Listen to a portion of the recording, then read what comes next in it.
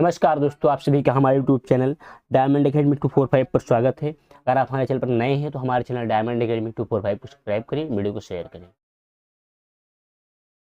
Question number 1, Bharat में कुल कितने उच्च न्यायालय? 24।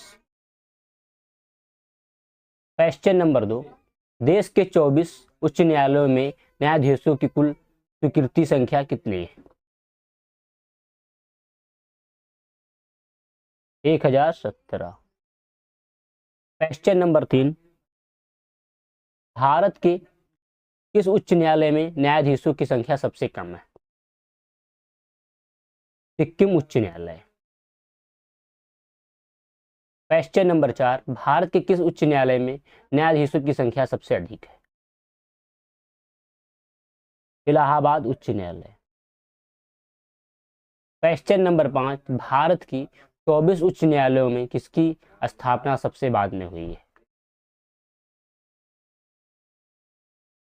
त्रिपुरा उच्च न्यायालय। क्वेश्चन नंबर 6, बंबई उच्च न्यायालय, कलकत्ता उच्च न्यायालय तथा मद्रास उच्च न्यायालय की स्थापना एक साथ हुई थी। इन उच्च न्यायालयों की स्थापना किस वर्ष हुई?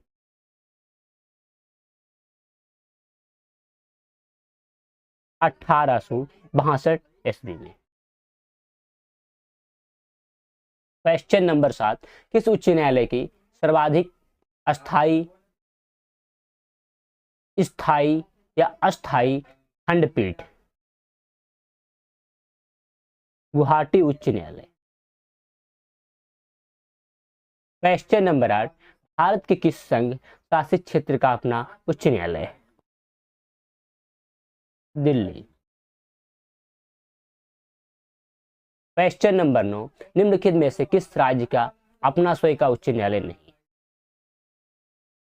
नागालैंड। दोस्तों यहाँ पर होना चाहिए नागालैंड।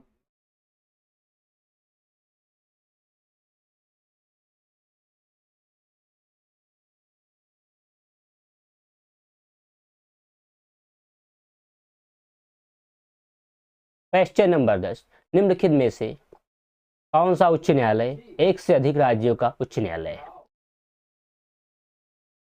गुवाहाटी उच्च न्यायालय। क्वेश्चन नंबर 11, पटना उच्च न्यायालय की स्थापना कब हुई? 1916 में। क्वेश्चन नंबर 12, भारत का सबसे बड़ा उच्च न्यायालय है? इलाहाबाद उच्च न्यायालय। क्वेश्चन नंबर 13, कुल संघ शासित क्षेत्रों में से मात्र एक ही उसका नाम न्यायालय है, यह संघ शासित क्षेत्र है? दिल्ली। क्वेश्चन नंबर 14, किन राज्यों में साझा उच्च न्यायालय है? किन राज्यों में ज्यादा उच्च न्यायालय है?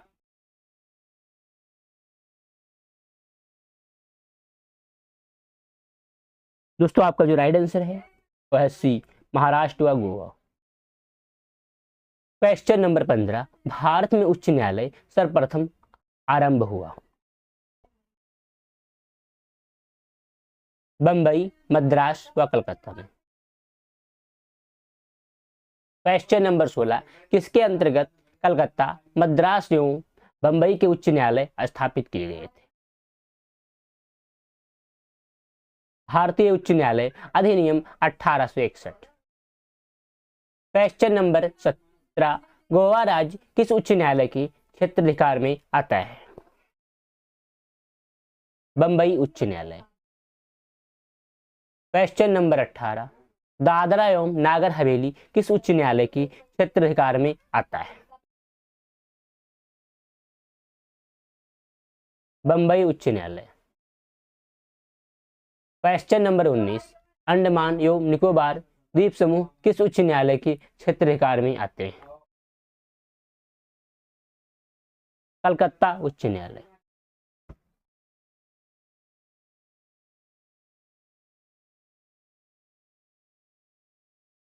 क्वेश्चन नंबर 20, लक्षद्वीप संघ शासित प्रदेश किस उच्च न्यायालय की क्षेत्राधिकार के अंतर्गत आता है? केरल उच्च न्यायालय। क्वेश्चन नंबर 21, छत्तीसगढ़ उच्च न्यायालय कहाँ स्थित है? बिलासपुर। क्वेश्चन नंबर 22, उत्तराखंड उच्च न्यायालय की स्थापना की गई थी, सॉरी, उत्तराखंड उच्च न्यायालय की स्थापना कहाँ की गई है? नैनीताल।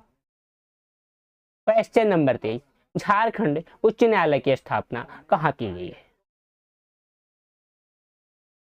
रांची। क्वेश्चन नंबर 24, मध्य प्रदेश उच्च न्यायालय कहाँ स्थित है? जबलपुर में। क्वेश्चन नंबर 25, केरल उच्च न्यायालय कहाँ स्थित है? एर्नाकुलम। क्वेश्चन नंबर 26, उड़ीसा राज्य का उच्च न्यायालय कहाँ अवस्थित है? कटक। दोस्तों कटक जो है महानदी किनारे बसा हुआ है। क्वेश्चन नंबर 27, सूची 1 को सूची 2 से सुमेलित कीजिए। सूची के नीचे दिए गए कूट से सही उत्तर का चयन कीजिए। सूची नंबर 1 उच्च न्यायालय, नंबर 1 राजस्थान उच्च न्यायालय, बी उड़ीसा उच्च न्यायालय, सी गुजरात उच्च न्यायालय, डी केरल उच्च न्यायालय। सूची नंबर 2 मूल स्थान अनारकुलम, अहमदाबाद, कटक, जोधपुर। Number 3 Cuttack, number 4 Jodhpur. तो दोस्तों आपका जो राइट आंसर है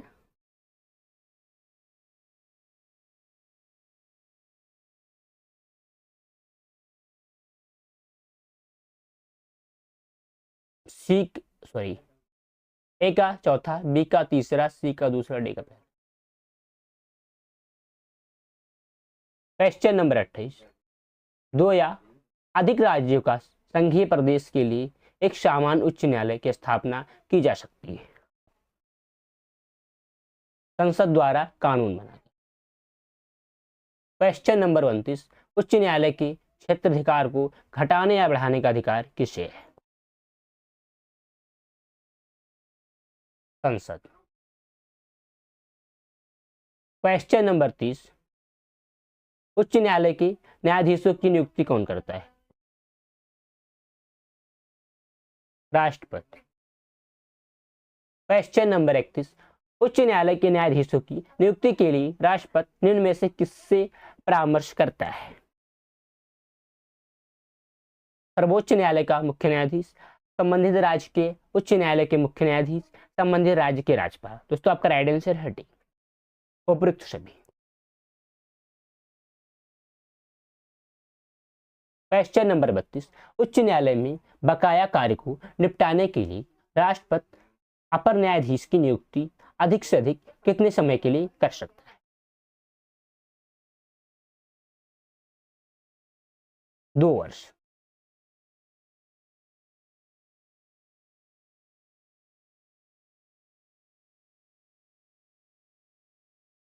क्वेश्चन नंबर 33, उच्च न्यायालय में न्यायाधीश के पद पर नियुक्त होने के लिए क्या अर्हताएं होनी चाहिए? वह भारत का नागरिक हो, उसकी आयु 62 वर्ष से कम हो, उसने भारत क्षेत्र में कोई न्यायिक पद धारण किया हो, सी वह किसी उच्च न्यायालय का या 2 से अधिक ऐसे न्यायालय में लगातार अधिवक्ता रहा हो। आपका दोस्तों राइट आंसर है डी, उपयुक्त सभी। क्वेश्चन नंबर 34 उच्च न्यायालय की न्यायाधीशों का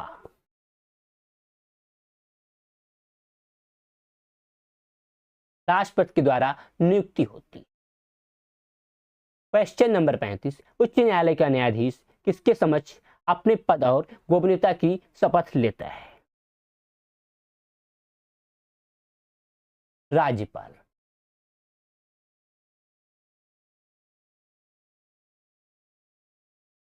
क्वेश्चन नंबर 36, उच्च न्यायालय का न्यायाधीश अपना त्यागपत्र किसको देता है? राष्ट्रपति। क्वेश्चन नंबर 37, उच्च न्यायालय की न्यायाधीशों के आचरण पर बहस कहाँ की जा सकती है?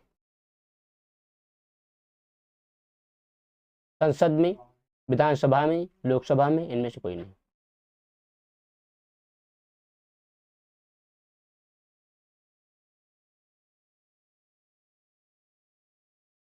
क्वेश्चन नंबर 38, किसी न्यायाधीश को एक उच्च न्यायालय से दूसरे में स्थानांतरित करने का अधिकार निम्नलिखित में से किसको है? दोस्तों आपका जो राइट आंसर है वो है बी, भारत के राष्ट्रपति। क्वेश्चन नंबर 39, उच्च न्यायालय के न्यायाधीशों को कौन हटा सकता है?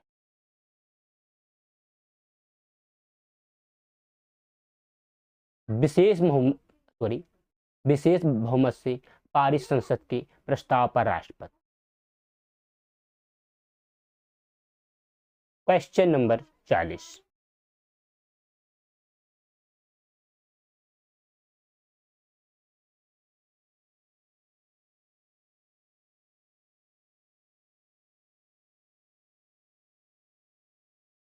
क्वेश्चन नंबर 40 है, उच्च न्यायालय के न्यायाधीशों को उसके पद से केवल किन प्रमाणित आधारों पर हटाया जा सकता है?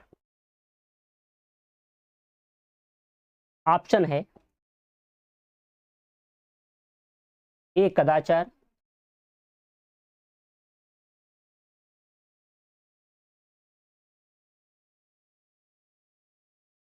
असमर्था, बी असमर्था,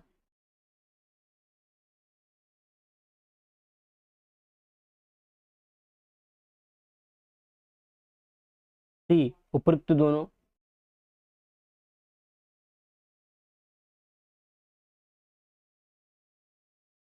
उपयुक्त दोनों, डी उपयुक्त में से कोई नहीं।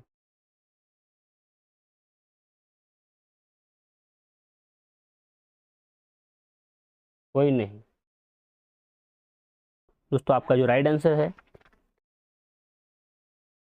वो है सी, उपयुक्त दोनों, कदाचार, असमर्थता। क्वेश्चन नंबर 41, एक उच्च न्यायालय का न्यायाधीश अपना त्यागपत्र संबोधित करता है? भारत के मुख्य न्यायाधीश को। क्वेश्चन नंबर 42, भारत में चलित न्यायालय मोबाइल कोर्ट इनका मानस पुंज है? श्रीमती प्रतिभा पाटिल। क्वेश्चन नंबर 43, विधि आयोग के किस अध्यक्ष ने अपनी रिपोर्ट में समर्थन किया है कि प्रत्येक उच्च न्यायालय के न्यायाधीश वाई के चंद्रचूड़? क्वेश्चन नंबर 44, भारत के कितने उच्च न्यायालयों की अधिकारिता में एक से अधिक राज्य संघ राज्य क्षेत्र शामिल नहीं है? 5। क्वेश्चन नंबर 45, निम्नलिखित कथनों पर विचार कीजिए। नंबर 1, भारत में उच्च न्यायालय के न्यायाधीश को हटाने के लिए रीति उच्चतम न्यायालय के न्यायाधीश को हटाने के लिए रीत के समान उच्च न्यायालय का कोई अस्थायी न्यायाधीश नहीं कर सकता है। उपयुक्त कथनों में से कौन सही है? दोस्तों आपका जो राइट आंसर है वह डी, ना तो पहला सही और ना तो पहला और ना ही दूसरा। क्वेश्चन नंबर 46, नीचे दो वक्तव्य दिए गए हैं,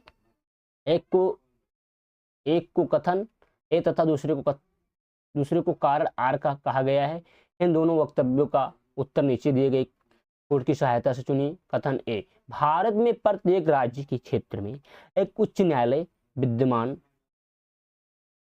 कथन आर, भारत के संविधान में यह प्रावधान है कि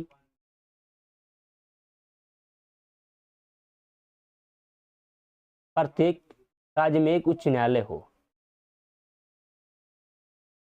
दोस्तों आपका राइट आंसर है ए आर दोनों सही हैं और आर एक की सही स्पष्टीकरण है।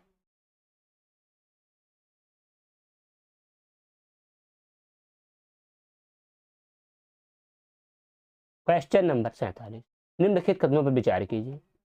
नंबर 1, कोई व्यक्ति जिसने किसी उच्च न्यायालय के स्थायी न्यायाधीश के रूप में पद धारण किया है उच्च न्यायालय के सिवाय भारत में किसी न्यायालय या किसी प्राधिकारी के समक्ष अभिवचन या कार्य नहीं कर सकता है। नंबर 2, कोई व्यक्ति भारत के किसी उच्च न्यायालय की न्यायाधीश के रूप में नियुक्ति के लिए अर्हित नहीं है यदि उसने भारत के राज्य क्षेत्र में कम से कम 5 वर्ष तक न्यायिक पद धारण नहीं किया। उपयुक्त कथनों में से कौन से सही हैं? दोस्तों आपका जो राइट आंसर है वो है बी, राज्य सरकार। क्वेश्चन नंबर 49, उच्च न्यायालय का न्यायाधीश बनने के लिए कम से कम कितनी वर्ष की उच्च न्यायालय के अधिवक्ता के रूप में वकालत का अनुभव होना चाहिए? 20 वर्ष। क्वेश्चन नंबर 50, भारत में उच्च न्यायालय के प्रधान न्यायाधीश को पद पर आसीन सर्वप्रथम महिला न्यायाधीश कौन थी? कादम्बिनी गांगुली।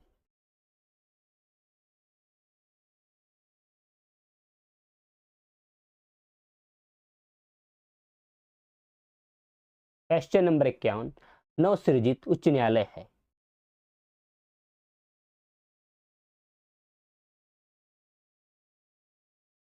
मणिपुर, मेघालय, अरुणाचल प्रदेश। क्वेश्चन नंबर 52, निम्नलिखित में से क्या उच्च न्यायालय और उच्चतम न्यायालय दोनों की अधिकारिता के लिए अधीन आता है? निम्न में से क्या उच्च न्यायालय और उच्चतम न्यायालय दोनों की अधिकारिता के अधीन आता है?